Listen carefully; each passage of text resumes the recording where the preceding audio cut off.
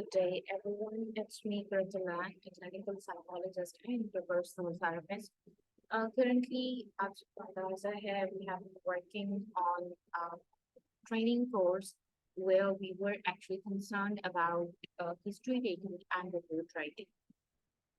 In our initial classes, we have gone through about conducting the clinical interview, what actually a clinical interview is, what are the sensitivities, what are the skills that have been required to conduct an interview, especially an assessment interview as a clinical psychologist.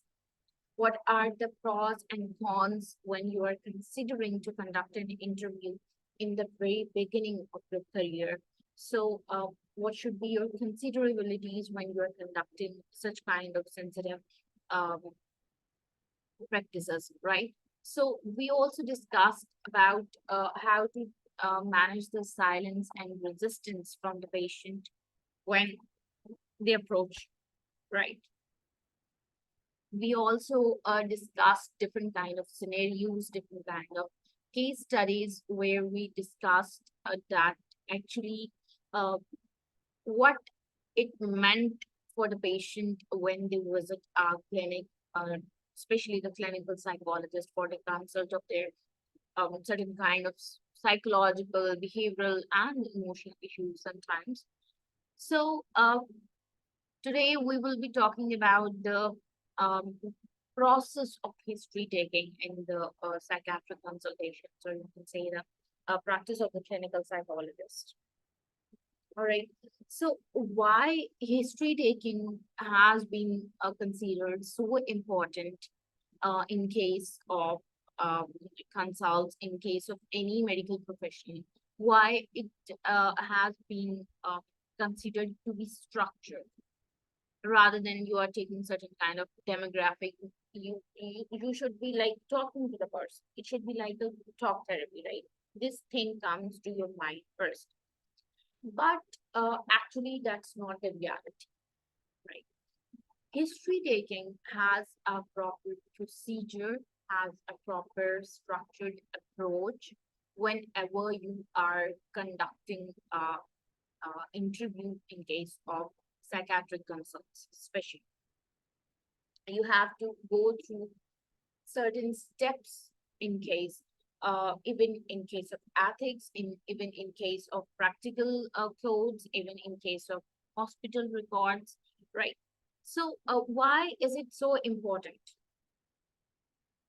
Is there any particular reason for that? We will be discussing this today. All right. So basically, what is history? History taking is actually where you are actually gathering certain kind of information about the patient, about his mental health, about his sociological factors, about his medical history, right? About his social context, all right? Uh, what are his demographics, his age, gender, origin, his socioeconomic status, what he's been working, if he's employed or not, if he's self-employed, then how much is he earning? Just to confirm what are the factors and what can be the factors to be contributing in his mental health issues, right? Right. You would be considering about his marital history. You would be considering about his sexual history, right? So it has a proper structured approach because it's important. It plays a very vital role in the diagnosis and even in the treatment management for the psychiatric concerns. All right. So we were talking about the structural approach, right? We use the term structured approach when we were discussing about clinical interviews, about the history taking right now. So why it has to be structured? Why it was perceived that it should be a structured approach? Because systematically when you cover a certain kind of areas, all right, then there will be no critical information would be so biased or would be so overlooked, all right? You would get the maximum picture of the story, all right? So that was the reason it was considered to be a structured approach in case of clinical psychology, or in case of abnormal psychology, in case of any other medical practice. All right. And actually, this this actual method actually promotes a very consistent pattern for the practitioners in any kind of field, actually. Right? Because it actually contributes in your assessment, in your approach, in your you can say your direction for the assessment. All right. And obviously, when you get a very complete direction for your assessment, it will obviously contribute towards the uh, better promotion of his or her health, right? So we have talked about the significance of the history taking. We have talked about the why it has to be considered to be a patronizing, systematically organized way to actually present the history taking, especially in case of psychiatric concern, right? So when we are talking about the components of the history taking, what are the basic components whenever we are talking about the history taking? All right, that includes some major factors. First one is the identifying information, which means those particular information, those particular demographic information that would help you to identify your patient whenever you would open the file. All right. Second one is the chief complaints, the complaints he came up with. All right. What are the reason of the referral for you? All right. You can say we discussed yesterday about the presenting complaints and the concerning complaints. All right. So this is basically majorly called as chief complaints. Right. This is the second component for the history day. Third one comes to the history of the present illness. Right. How did the problem started? What are the factors that actually contributed to cause this kind of problem? Right.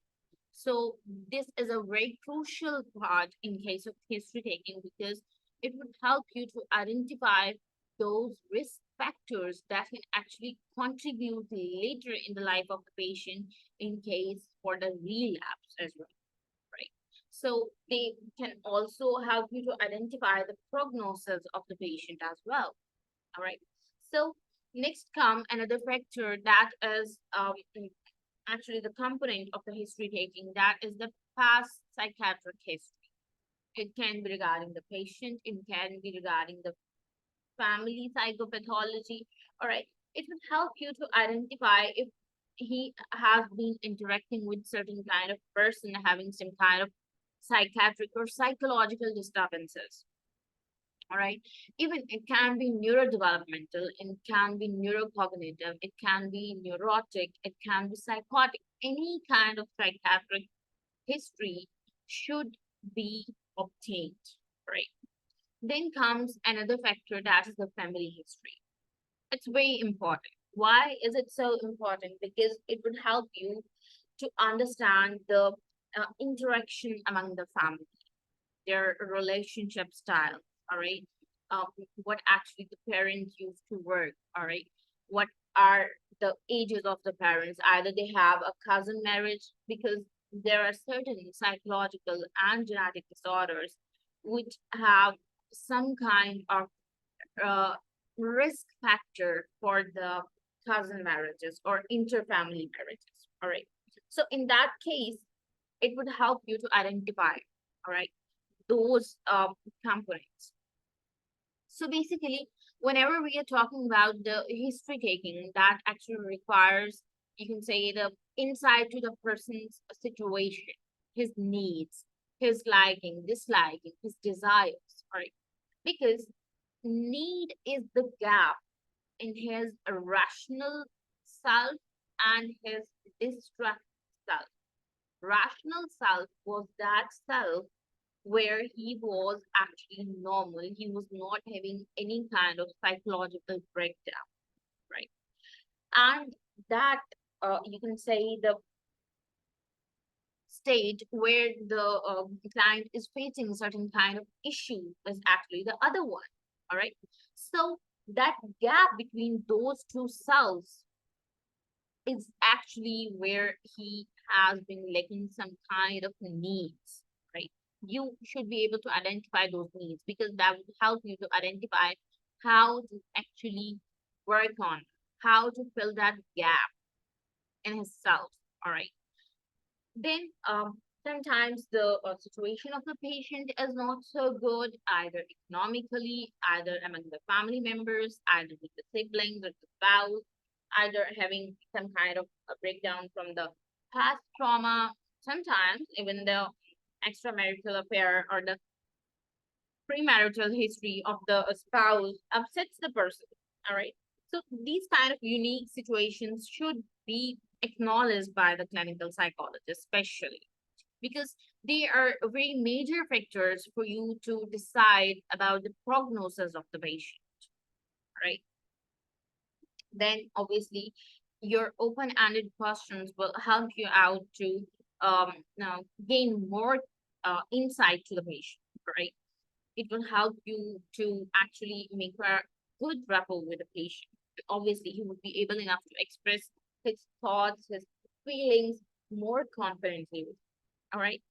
So, actually, open-ended questions are being very well contributed and even very well considered in case of practical um, um, field, because in that case, you actually get more detailed responses, or you can say a deeper understanding of their psychological state, their concerns, their needs, and obviously their gaps, right? Either they can be social gaps, their relationship gaps, even their intrapersonal gaps, right? So, what can you do during taking the history that would help you to actually obtain a very accurate information, right? Sometimes, if you're asking certain kinds of question while having that particular standardized performer of the history taking, it is that all right that the patient would give each and every kind of information just by one question? All right. Either it's open-ended or it's closed-ended. Sometimes even might we are not able enough to understand what the client is trying to say. So in that case, actually, we suggest two kinds of techniques to the clinical psychologist or any other medical practitioner to practice to obtain a very clear and very, you can say, accurate kind of information from the person. All right. The first one is clarifying. Right. In case of clarifying, actually, you are restating or reflecting with the patient to understand what actually he is trying to say. All right. We talked about restating and summarization and reflection in our previous classes. I'm not going to do that again, but I'm just giving you the reference for that. All right. You can visit the previous classes to understand that as well. All right. So you can use that. Or the second one is the probing questions. In case of probing questions, you are actually providing a certain kind of hints according to the situation of the patient, according to your clinical judgment about the patient. You actually provide certain kind of probes, all right? Certain kinds of hints, certain kind of verbal, non-verbal hints to the patients to understand what actually they are trying to say, what actually they are trying to express, right? So in that case, it would help you to ensure that the every possible aspect of the patient's history are thoroughly being understood, thoroughly being obtained, right? Then comes a very important case that is the mental status examination, all right? During any kind of history taking around the world,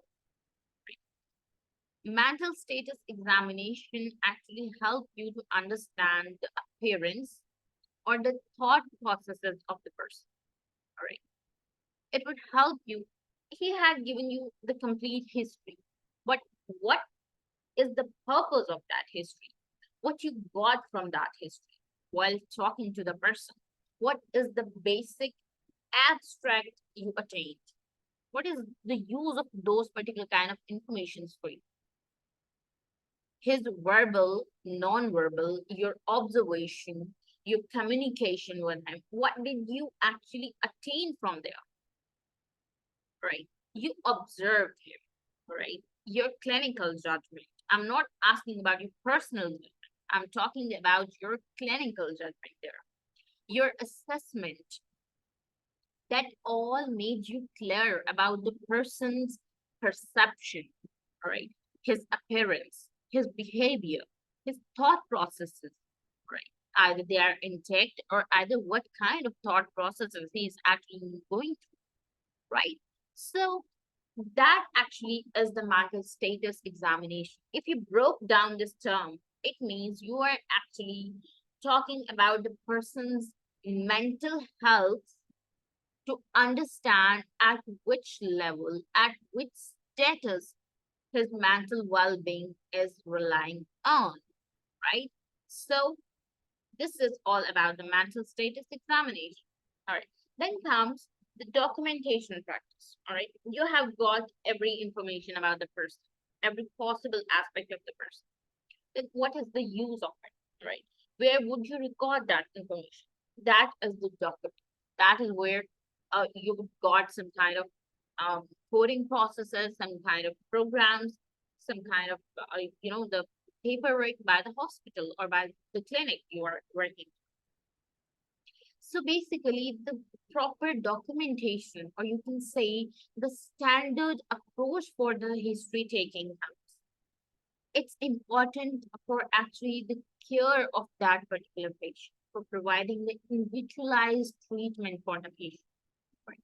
Because it actually refers to the future consult, future planning for the patient to ensure that he is getting the most appropriate management for his behavioral issue, for his psychological disturbance right now, right? So that documentation practice will help you out to understand that. Sometimes, for example, I would discuss a kind of scenario with you, all right? Sometimes for example, I got a patient having a bipolar disorder 1, all right, with the active manic episode, and the patient is 35 years old male with the complaint of, the um, complete manic episode, and has been diagnosed with the bipolar 1 disorder. Right? So in that case, while taking the complete history of the patient, I understood that he has certain kind of interpersonal issues going on with his wife, right? During this kind of issue, because he has a complete history of around 6 to 7 years of this kind of issue, and currently he's facing the kind of these disturbances in his relationship management, right? And when the patient came to me, he clearly stated that I'm not going to do any kind of worksheets, any kind of, the practical paperwork. I'm fed up with that. I'm not going to do that. I'm sorry. I have gone through a lot with other practitioners. I've gone through a lot of therapy. I don't want to work on the cognitive behavior therapy. All right, he wouldn't know about the name, but he would say, I'm not going to do a paperwork anymore. I'm sorry. You can do whatever you want, but not this thing. Then I would suggest there, I have to actually take the complete history, take the complete picture of the person. Then I would understand, all right, he is a, all right, 35-year-old male with a complaint of this kind of disorder and having this kind of disturbances, have a very agitated behavior, aggression, hostility, having a complete breakdown, emotionally outbursts, have a sleepless nights, undirected goal oriented behavior. All right. So in that case, what would I suggest? I will look forward to his needs, towards his likings and dislikings, right? And I found out that he actually likes to read a lot of things. He actually like to read a lot of books, right? And then I would suggest to him, all right, it's fine. We are not going to do any kind of such work. I completely acknowledge uh, your frustration, and I'm going to work with that. Right. Then I would go through certain kinds of books myself that should have that particular kind of information or the relief for the person. All right. I would go through those books and I would share those books with him. And I would ask him that this is the book for you. And I'm not asking about any kind of therapy. We would study this book and we would discuss about what we learned from this. All right. You are going to study this book, and in the next session, we will be discussing about the review of this whole book. Right. But you have to be very well aware that that particular book have that particular kind of information associated with his problem. All right. So in the next session, when he would be reviewing that book, he would state, actually, I think that I'm having a gap with my wife, and I think I should take her to the dinner in her favorite restaurant. I would like to spend some time with her. I should spend some time with her, right? Let's just know her side, right? Maybe I should revise her liking. Right? So this is where you are actually working on the person, you are actually working on his treatment planning with a different approach because you have a complete proper document uh, practice of that particular person when we were taking a standardized history of that patient. It helped you to understand that what kind of approach you can use here, what kind of particular treatment plan would be very much efficient for that person, right? So that's all we discussed. Now, are there some particular challenges you would face as a clinician, as any kind of medical practitioner while taking the history, while dealing with the person? Right. Yes, you would face. And that's where this standardized, meaningful history taking performers are available in different varieties, having the standard process of recording. All right. So it's because patient may be having some kind of reluctance to discuss every time whenever he would visit the OPD to revise his history. All right. Or sometimes we, talk like to talk with certain kind of people to actually know about their opinion, to understand more about the different type options to opt, right? So in that case, patient got reluctant to discuss over the period of time. Sometimes I would have certain kind of patients who would come to me and their family would be like, um, I'm sorry, ma'am. We don't want to go through that. We don't want to give you a lot of that detailed history. Here is the file. You can read it. And if you think you need to know more about it, you can just ask that particular question, please. These are the particular statements that I got sometimes, or most oftenly, whenever the families or the referral person came to me with the patient. So in that case, you can help out to hinder this process. All right. Then comes the memory issues. Sometimes, whenever the source person or the referral person or even the patient is, you know, telling you something, sometimes he may actually skip the thing because that is becoming a very normal for him. That's the process of normalization, where a person actually takes it normal because he is repetitively experiencing that thing. All right. So in that case, he would actually skip that part. So for the issues of the memory, it's very much important to document such kind of sensitive information.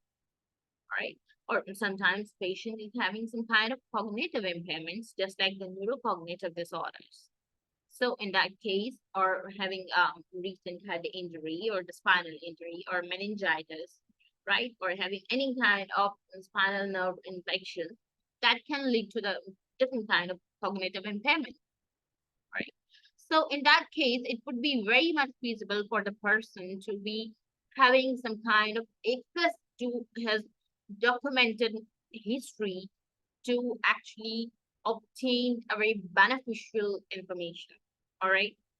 Recognizing all these challenges, all these hindrances, it would be very much helpful for you to adopt certain kind of strategies to actually obtain that particular necessary information from that patient, from that referral person over the period of time. All right.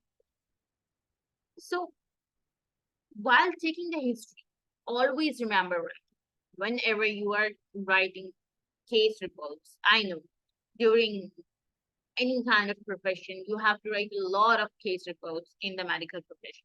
I completely understand that. But always remember, never share your patient reports, their histories, just because other person wants to know about the sample. Sometimes it can be misused while presenting the case conferences, right? So in that case, it's your responsibility to maintain the confidentiality, all right, to maintain the privacy of the patient. And the second thing, you have to obtain the informed consent from, the guardians or from the patient to work on it. Because in case of psychiatric consults, because over the period of time, they have to obtain certain kind of psychotic medication, antipsychotic medication, or sometimes psychotropic medication. So in that case, you have to obtain informed consent because of certain kind of sensitive issues regarding that. All right. So you have to ensure about it. You have to make the patient feel safe about their information because sometimes patients have this fear, and it's very common in my culture specifically because here we have a fear of stigmatization. We have a fear of discrimination. Oh, he's visiting a clinical psychologist. Oh, he's visiting a psychiatric clinic. He must be having some kind of a very, you know, dramatic issue. He must be having some kind of nervous breakdown, right? Oh my God, he is visiting that person. He must be some kind of snob. He is down. These are the particular statements people got sometimes. And that's where they just stop their consult because of the fear of stigmatization. And that's where your ethical considerations are being applicable, right? The whole discussion was actually reserved in my lecture because I want you to learn what actually the meaning of this context. It was very much easy for me to just open the file of the history taking and just, read the whole scenario and just wind it up. But actually, that is not going to help you out. In the practical life, things are very much difficult, very much different. Sometimes you have to be very creative. Sometimes you have to be very philosophical. Sometimes you have to obtain some other kind of approaches from other fields, right? So in that case, it's up to you to be creative, being a clinical psychologist, being a any kind of psychiatric consult, all right? You have to make the patient feel supportive, to be fostered, to be cared for. You have to actually guide the person throughout the process. You have to make him go back to his normal life from that distressing that moments, right? Okay, we have talked about the concept of why should history taking be so important and why is it being considered as standardized documentation process. All right, now we are going to discuss about a proper history taking format. Right, this is the intake form. All right, this is actually a standard form um, in oral practice right now. It's actually pretty much same in any kind of state, in any kind of country, in any kind of clinic. Just some presentation differences can be obtained. All right. Otherwise, it's no big deal. All things stays the same. Especially taking the information stays the same. All right. So it's a history taking form where you actually got identifying information here, like the patient's name, his date of birth, his marital status, his address, age, his sex, all right, what he actually do, what is the education of the parent patient, all right. Then comes the family history, spouse information, children information, family, the personal information about like who is the head of the family, either she's living or he's living in the joint family system, right? How much people are actually the earning members, right? To understand his native language, right? Then comes the informant information. It's for the sake for you, because in case of having any kind of disturbing moment for the patient during the session with you, you have to inform the attendant. And in that case, you should be having some kind of informant information to actually approach that person, because he is the guardian of that patient. You cannot decide any kind of thing, any kind of treatment on your behalf without actually taking the confidence from the informant or the guardian. All right. So these are basically the identifying information. Then comes the presenting complaints. All right.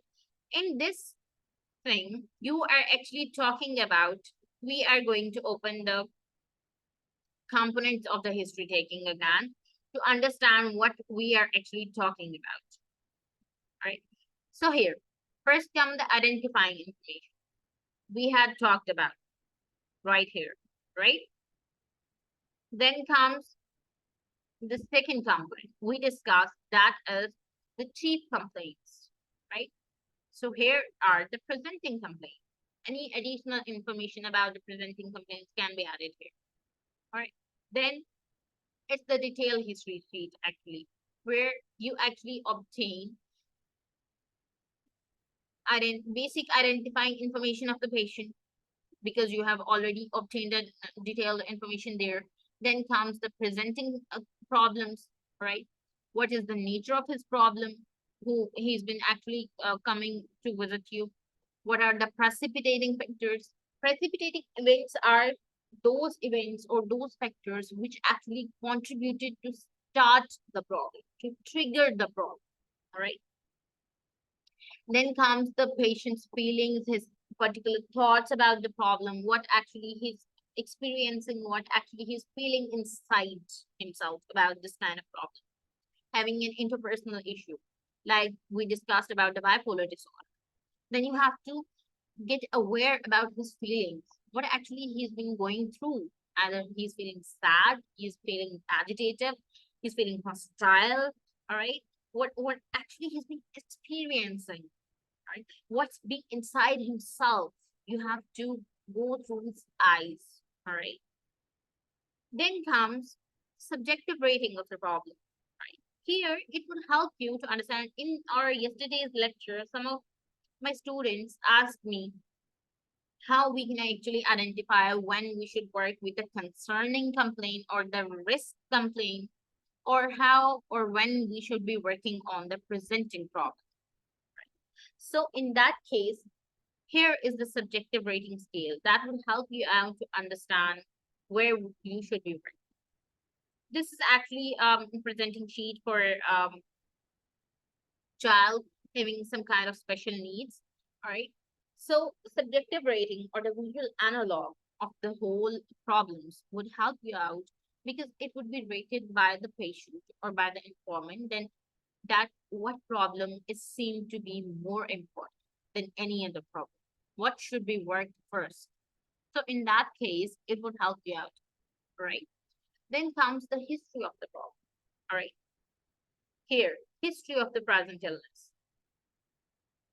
So this is the third component where you would be talking about the duration of the problem. From how many days he's been having these kind of episodes recently. All right. Any change in his nature, any change in his attitude, in his behavior recently? What is the intensity of his problem? All right.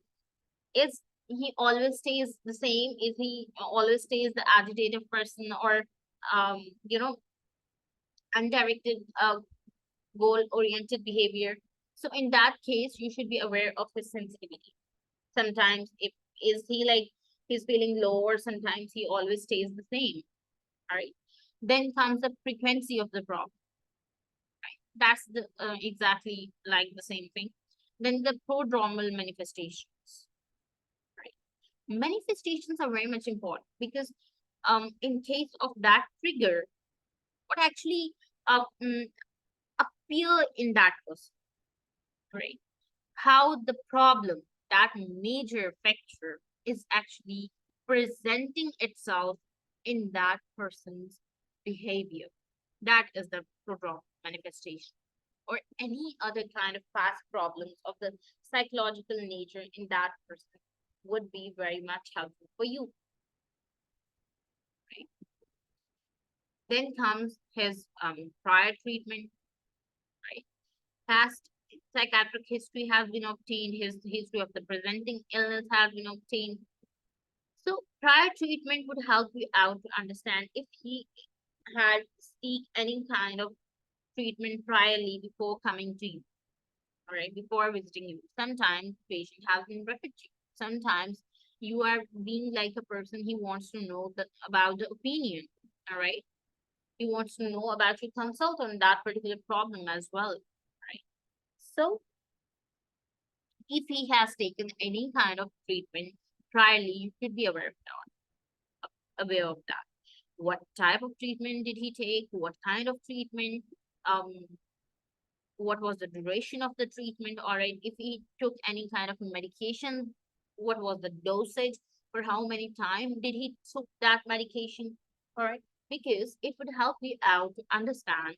For example, in case of bipolar manic episode, it's very much common in here in our culture to prescribe lithium or haloperidol. All right. So over the period of time, for example, patient has been taking haloperidol for like 6 months, but after 6 months, patient visited our psychiatrist and said, prior to that, I was feeling very much agitated. I was feeling very much, um, energetic. I wanted to do each and everything, like messing around all the time. But now it's been like I'm just dead inside, right? I don't want to move. I don't want to actually sit. I don't want to work anymore. I don't want to go out. I don't want any voice to be around me. So in that case, you have to understand that the patient has been taking haloperidol for like 6 months continuously with that particular dose. So here we would understand that actually the state steady level effect has been obtained in that patient, right? That the medication should be altered, right? Medication should be quit. Okay.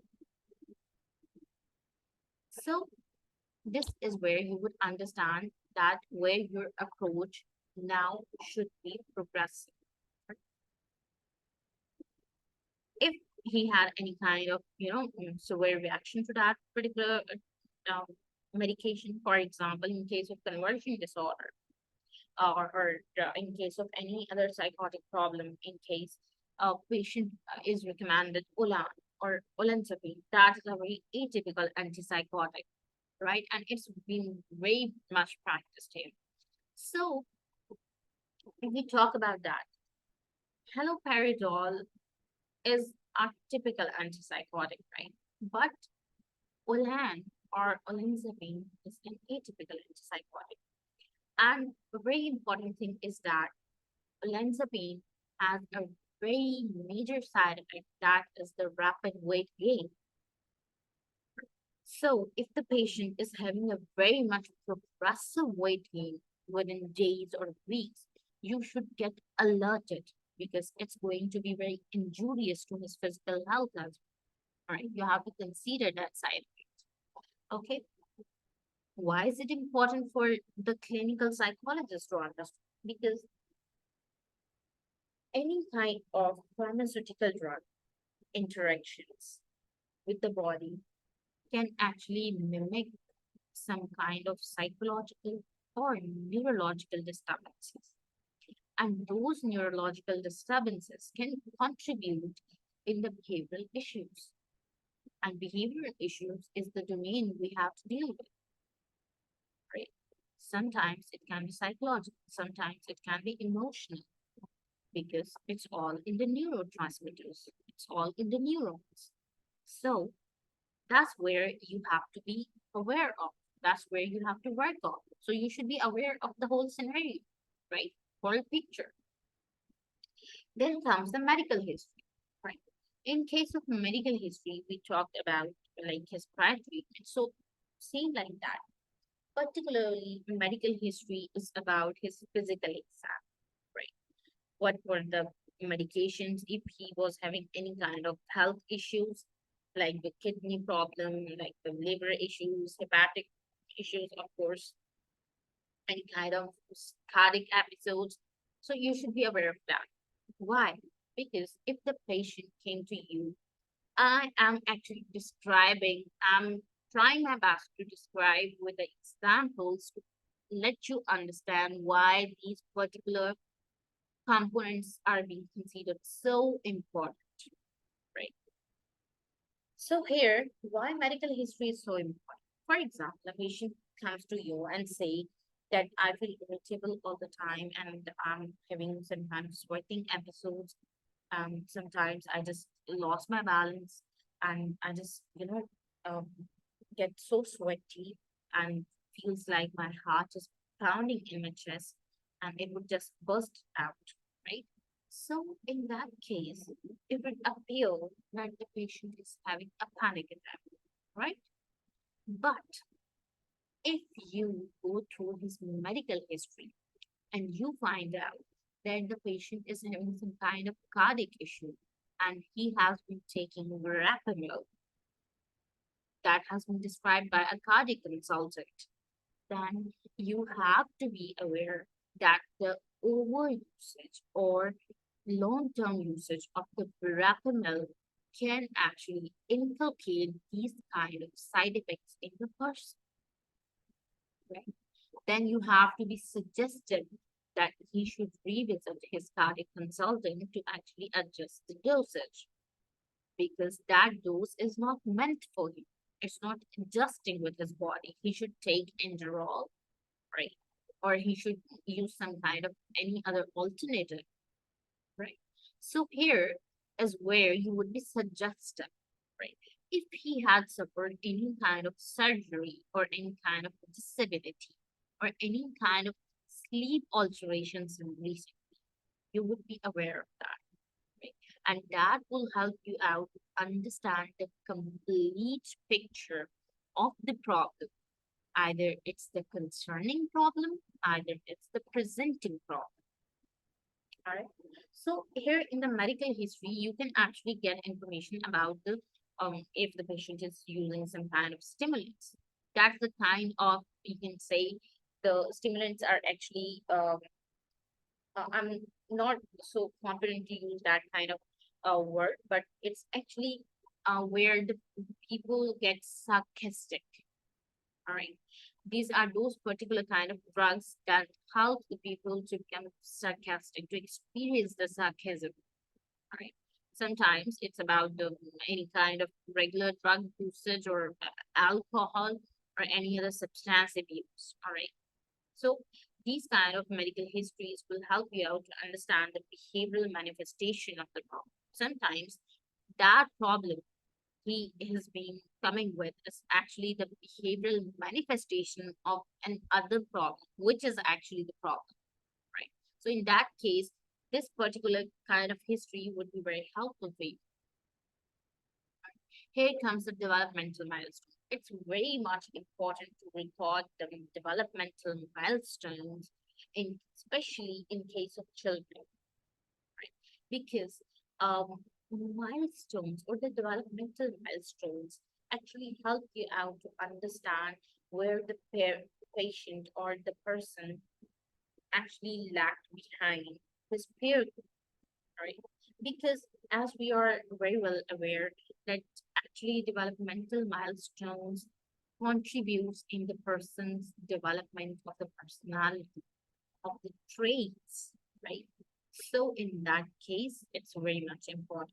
Sometimes it's very much inconfident by the patients to actually state their developmental milestones. Obviously, in case of adults, it's been a very long shot for the parents to remember. So you should be aware to actually ask them if he was relatively um, achieving person as like his peers, or he was delayed some kind of, right?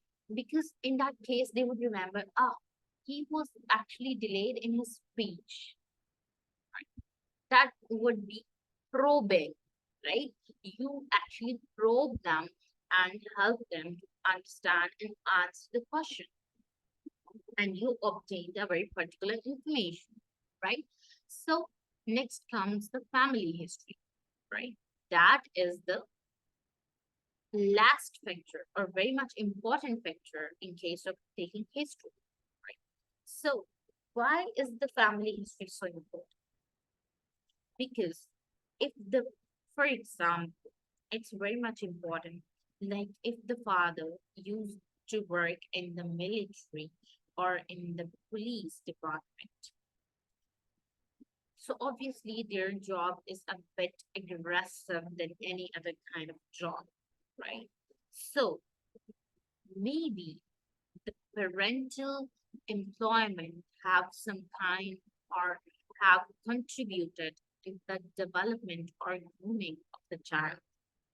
And over the period when he became an adult, he may have that particular issues being inculcated in his personality, right? So that's where the family history would help you out to actually point out those perpetuating factors, those factors that actually have been maintaining the problem in his personality over the period of time, right?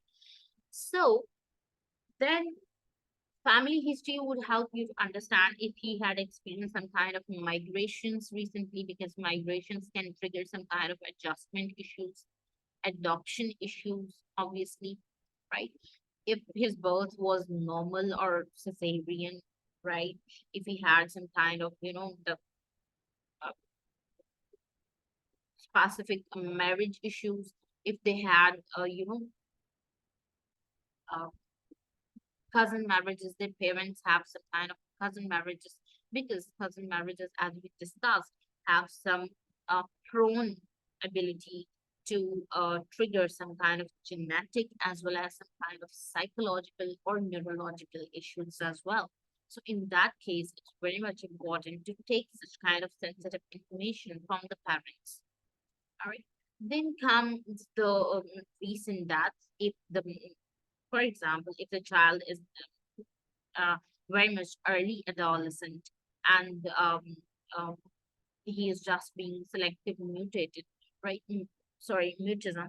Then in case of selective mutism, we all know that the person would be very much mute in particular situations over the period of time. So in that case, he would be very much uncomfortable to talk in particular situations. Why? Sometimes it can be due to experience the childhood trauma of seeing some death, right? It can be the trigger. So you have to understand those particular triggers over the period of time to actually understand four basic things. We would be talking about those four basic things very later. So those are actually your presenting problem. Your presenting problem comes from three other factors. The first one is precipitating factor. Those factors that actually triggered the problem. Then comes the perpetuating factor. Those factors that actually maintains the problem over the period of time. Then comes the protective factor. That is the factor that actually have been helping the patient to cope with the problem, to manage the problem on its own, right? So, the history taking would help you out to understand that picture, that whole oculum of the case, right? So, here in the back to the family history, it would help you out to understand the social status of the family, right? And their interpersonal relationship styles and their parenting styles as well, right? Because that will help you out to understand if that has also contributed in the problem. Because many of us have studied the social psychology and we studied at how much the social interactions or the family or peer relationships can actually affect a person's psychological and mental health, right? Then comes the family psychopathology. Sometimes it's been discussed in the family history and sometimes it's been considered separately. All right. In case of family history, you would be talking about if they have any kind of psychological issue in their relatives, in some kind of family member. All right. You have to take that history, that particular disorder about that particular member of the family. You have to know the relationship of that member with your patient, understand the closeness of their relationship to identify the gap, that chain, right? So then comes the school history. School history is very much important to obtain, to understand their milestone in case of uh, adults, right? It will help you out. Then the second thing is that you would understand the uh, you can say the identification of the intellectual level. For example, academics, learning, mathematics, general knowledge, these are particular domains in case of intellectual functioning, right? So it would help you out to understand that as well. And also, if the client is in their uh, adolescence or early adults and they have recently shifted to another school or college and they are facing some kind of adjustment issues, you can identify that right here, that the behavioral issue can be triggered because they recently had a shifting issue, right?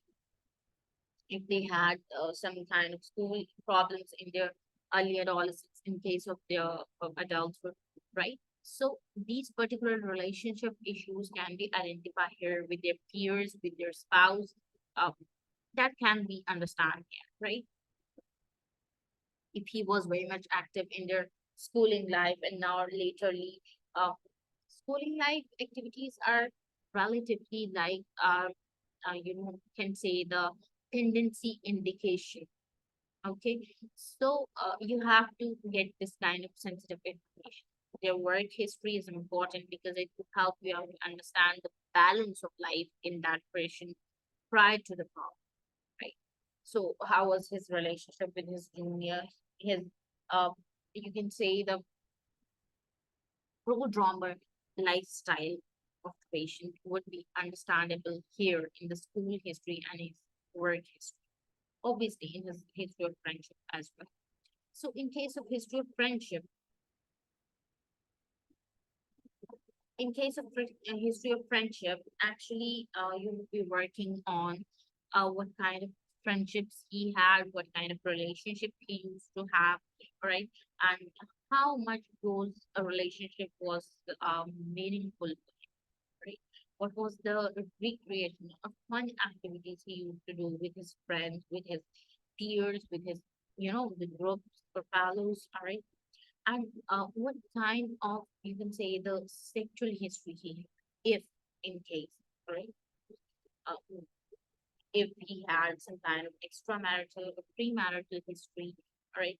If he's been married or engaged, and what kind of relationship he had with his fiancée or, the person he is going to marry to. So that is very much important for you because that helps you to understand the relationship gaps, that relationship indications of the person to understand what kind of relationship orientation he have, right?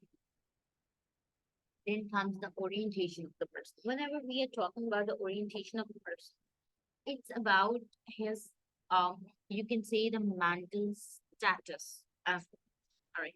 You would understand his rational ground at that moment. Is he being able enough to have some kind of reality contact? All right.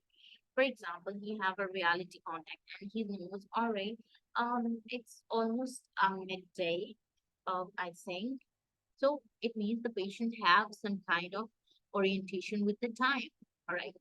And if you ask him, do you know who am I, and what are you doing here?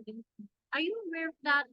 And he says, yes, I'm very well aware that I'm having some kind of, uh, you know, some kind of breakdown, and I wanted to talk to someone, and I'm here with you to work on that problem, right? So in that case, you know that the person is having some kind of reality content, right? So here you would understand if a patient is having some kind of psychotic episode, or it's neurotic, or it's some kind of behavioral issue, right? Then comes the somatoform.